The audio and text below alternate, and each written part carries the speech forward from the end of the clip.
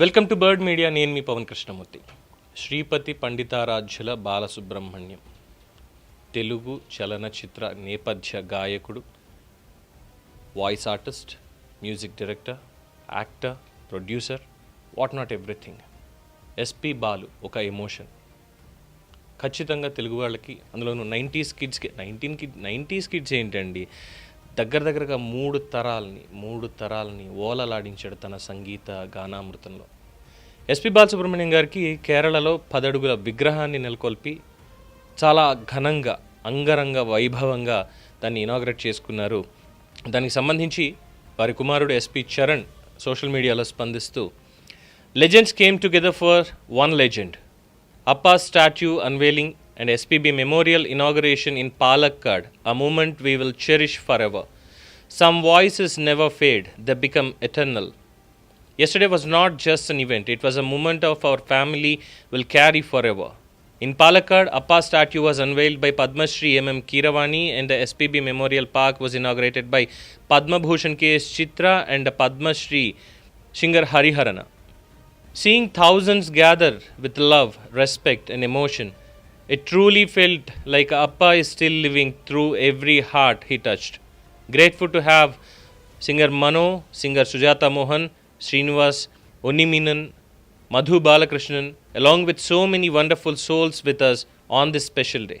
A very special thanks to the Vijay Yesudas for coordinating with everyone and bringing together such incredible artists. It truly meant a lot to us. Thank you to the Samam officially organization and everyone who made this tribute possible. Appa may be missed every day, but yesterday reminded us he will never be forgotten. Legend lives on. SP Balasubramaniam. SPB lives on. ఇది social మీడియాలో వారు పంచుకున్నటువంటిది.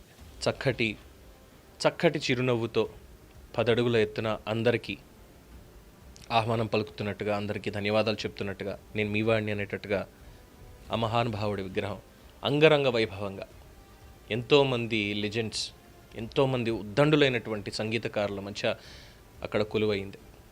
SP Balasubrahmanyam కేరళలో ఏమైనా పుట్టారేటండి? లేదే. పోనీ తమిళనాడు? కాదు. కర్ణాటక కదా? No, కాదు. మన ఆంధ్రప్రదేశ్ నెల్లూరు కదండి, నెల్లూరుడు కదండి. కానీ మనం ఏం చేస్తున్నాం? తెలుగువాడిగా పుట్టినందుకు బాలసుబ్రహ్మణ్యం దురదృష్టవంతుడు. ఆయన అంటే ఆయన గురించి మాట్లాడేటప్పుడు గొంతు గాద్గికం అవుతుంది కాస్త. ఎందుకంటే మనం ఆయనకి సరైనటువంటి గౌరవం మనం తెలుగు రాష్ట్రాల నుంచి ఇవ్వలేదు కాబట్టి. ఎందుకంటే మనం తెలంగాణలో కూడా చూసాం కదా, ఘంటసాల గారి విగ్రహాన్ని ఆయనే ప్రతిష్ఠించారు అక్కడ. ఆయన చివరి కోరికగా ఘంటసాల మాస్టర్ విగ్రహం పక్కనే నాకంటూ ఒక చిన్నపాటి చోటు రవీంద్ర భారతిలో ఉంటే, కళాకారుల నిలయం రవీంద్ర భారతిలో ఉండాలి అని చెప్పి కోరుకుంటే ఎంత ఎంత ఎంత దుర్మార్గంగా మాట్లాడారు. దుర్మార్గంగా ఇప్పటికీ కూడా దాని మీద మాట్లాడుతున్నారు. ఇప్పటికీ కూడా రాజకీయంగా చేసేసారు దాన్ని. కేవలం ఆయన ఎక్స్ప్రెస్ చేసినటువంటి ఒక అభిప్రాయం వల్ల, అందరూ కలిసి ఉండాలి అనేటువంటిది నాది. నేను తెలంగాణకి వ్యతిరేకమేం కాదు, కానీ అందరూ కలిసి ఉండాలి అనేటువంటిది నా కోరిక కాబట్టి నేను పాడలేను అన్నటువంటి ఒక్క మాటకి ఇంకా దాన్ని పట్టుకుని అటు రాష్ట్ర ప్రభుత్వానికి ఇబ్బంది లేదు, గతంలో ఉన్నటువంటి ప్రభుత్వ అధినేతలు వాళ్ళకి ఇబ్బంది లేదు, వాళ్ళు పిలుచుకుని చక్కగా సన్మానం చేసుకున్నారు, గౌరవించుకున్నారు. కానీ ద సో కాల్డ్ ఎగ్జిస్టెన్సీ క్రైసిస్ కోసం చూసేటువంటి వాళ్ళు మాత్రమే ఏదో తెలంగాణకి మేమే ఉద్ధారకులం అనేటువంటి విధంగా చేసినటువంటిది. ఇంకొకటి, ఎస్పి బాలసుబ్రహ్మణ్యం గారికి మనం తెలుగు వాళ్ళం ఎందుకు క్షమాపణ చెప్పాలో తెలుసా? ఆయన పట్ల మనం ఎంత అగౌరవంగా ప్రవర్తించామో తెలుసా?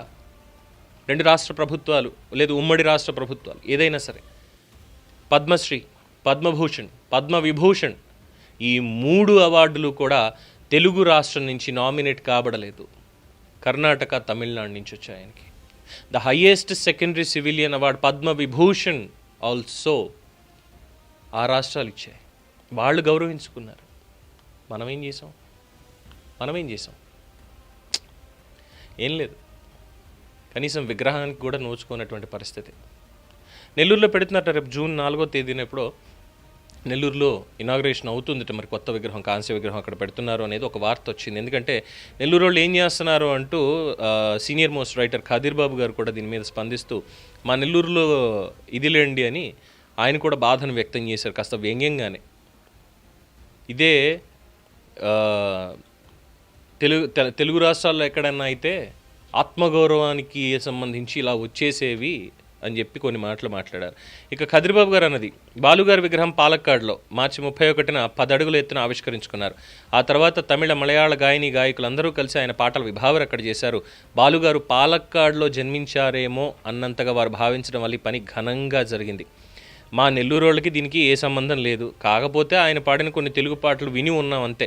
నెల్లూరుకి ఆయన 1-2 సార్లు వచ్చినప్పుడు చూసినట్టున్నాం, అదే నెల్లూరులో ఆయన జన్మించుంటే కథ వేరేగా ఉండేది. ఇక ఏపీలో పుట్టుంటే ఎన్ని మర్యాదలు జరిగి ఉండేవో చెప్పలేను అంటూ చాలా వ్యంగ్యంగానే కఠినమైనటువంటి ఒక వాస్తవాన్ని ఆయన చెప్పడం జరిగింది.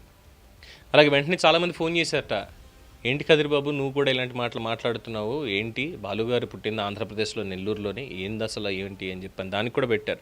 బాలుగారు నెల్లూరులో పుట్టిన సంగతి నెల్లూరు వారికి గుర్తు ఉంది, గర్వం ఉంది, ఆయన కోసం ఇంతకాలానికి పని జరుగుతోంది. జూన్ 4, 2026న బాలుగారి 80వ జన్మదినం సందర్భంగా అక్కడ ఘనంగా విగ్రహం ఆవిష్కరించబోతున్నారట. మరి తెలుగు సినీ పరిశ్రమ గాయని గాయకులు అక్కడ ఏమైనా కార్యక్రమం ఏర్పాటు చేస్తారేమో తెలియాలి అని చెప్పి అక్కడ కూడా ఇంకో క్వశ్చన్ మార్క్ కుదిరారు. అక్కడ కూడా అలా ఉంది. మనం తెలుగు వాళ్ళం, మన తెలుగు వారికి ఇచ్చేటువంటి గౌరవం, తెలుగు కళాకారులకు ఇచ్చేటువంటి ఒక గౌరవం, ఆయన చూడని తరాల, ఆయన పాట పాడని హీరో ఎవరైనా ఉన్నారా, ఆయన గళమివ్వని ఆర్టిస్ట్ ఎవరైనా ఉన్నారా డబ్బింగ్ ఆర్టిస్ట్ కింద?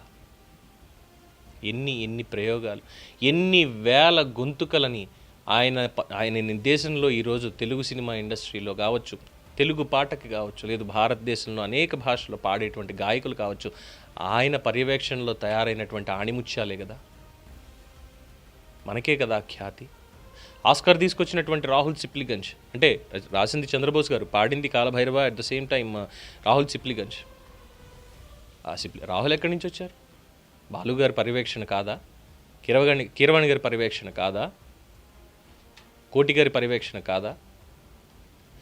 ఎంతమంది మ్యూజిక్ డైరెక్టర్, అంటే ఒక మ్యూజిక్ డైరెక్టర్తో గొడవైన తర్వాత కూడా ఆయన సంస్కారం చాలా పెద్ద గొడవైన తర్వాత నా పాట చచ్చిపోతుందిరా అంటే నెక్స్ట్ సెకండ్ కోపాన్ని పక్కన పెట్టి పాట పాడడానికి వెళ్ళినటువంటి సందర్భం. అటువంటి గొప్ప వ్యక్తి, మహానుభావుడు, మనం ఏం గౌరవించుకుంటున్నామండి? ఇదా మనం ఇచ్చేటువంటి గౌరవం ఆయనకి? 2 రాష్ట్ర ప్రభుత్వాలు, తెలుగు రాష్ట్రాల ప్రభుత్వాలు అలాంటి మహానుభావుడికి, మిగతా కళాకారులకి ఇచ్చేటువంటి గౌరవంలో కనీసం మనం ఇవ్వలేమా? మనం గౌరవించుకోలేమా? అది కాకుండా విభజనవాదం అనేటువంటి ఒక పేరుతోటి, ఆంధ్రుడు అనే పేరుతోటి తెలంగాణలో వాళ్ళు చేసినటువంటి రచ్చ ఎంతవరకు సమంజసం? కనీసం అధికారిక లాంఛనాలతోటి మనం ఆయన ఉత్తర క్రియలు కూడా జరపలేకపోయామే. సో వెళ్ళారు అనిల్ కుమార్ యాదవ్ గారు, అప్పుడు మంత్రిగా ఉండి నెల్లూరు నుంచి ఆయన వెళ్ళారు, నిజంగా దానికి ఆయన అభినందించాలి. కానీ ఆ తర్వాత చేయాల్సినటువంటి పనులు ఏవి కూడా చేయకుండా వదిలేశారే. అది ఒక్కసారి గమనించుకోవాలి 2 తెలుగు రాష్ట్రాల ప్రభుత్వాలు. సంస్మరణ సభ ఇప్పటికీ సరైన రీతిలో నిర్వహించలేదేమో అనేటువంటి ఒక బాధ సగటు అభిమానిగా, ఆయన ఆరాధకుడిగా నాలాంటి వాళ్ళు ఎంతోమందికి ఉంటుంది. కానీ ఆయన అభిమానులం, అది తెలుగా, తమిళమా, కన్నడమా, మలయాళమా, హిందీనా, ఇంకా ఏ భాష అయినా, ఆయన అభిమానులం మాత్రం ఆయనకి ఎప్పటికప్పుడు